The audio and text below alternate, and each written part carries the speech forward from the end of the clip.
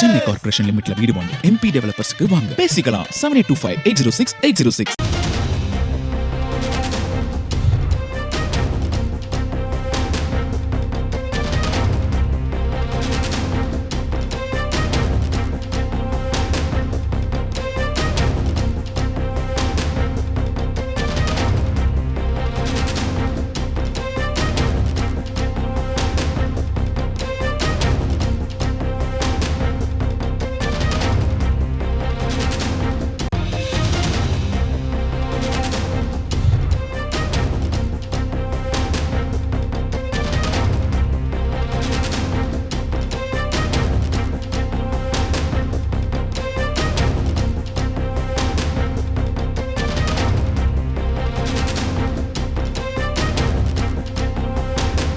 முன்னாள் அமைச்சர் பொன்முடி மீதான செம்மன் குவாரி வழக்கு தொடர்பாக மேலும் ஒருவர் பிறல் சாட்சியமாக இருக்கிறார். இது பற்றிய மேலும் விவரங்களை செய்தியாளர் கோபிநாத் வழங்கியிருக்கலாம். வணக்கம் கோபிநாத், கூடுதல் விவரம்.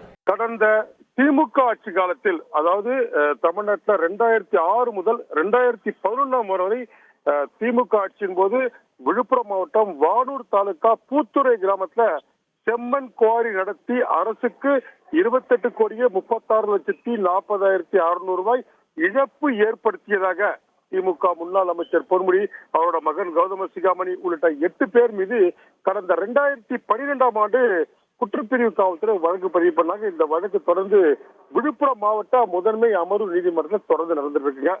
வழக்கை விரைந்து முடிக்க மாவட்ட முதன்மை அமர்வு நீதிமன்ற பூர்ணிமா உத்தரவிட்டாங்க. இதன் அடிப்படையில் தொடர்ந்து வாரத்துல 3 நாட்கள் இந்த வழக்கு விசாரணை தொடர்ந்து நடக்கணும். 4ஆம் தேதி இந்த வழக்கு தொடங்குச்சுங்க. இன்னைக்கு வரைக்கும் இந்த வழக்கோட விசாரணை நடந்துச்சு. இந்த கடந்த 3 நாட்கள்ல மொத்தம் 17 சாட்சிகள், அந்த நேற்று வரைக்கும் பாத்தீங்கன்னா 17 சாட்சிகள 14 சாட்சிகள் பிறர் சாட்சியம் ஆயிடுச்சுங்க. ஏற்கனவே இந்த 3 நாட்கள் மொத்தம் 3 பேர் விசாரிச்சாங்க. அவங்க அதிகாரிகள் 2 பேர் கிராம நிர்வாக அலுவலர், இன்னொருத்தர் பாத்தீங்கன்னா ஓய்வு பெற்ற அதிகாரி.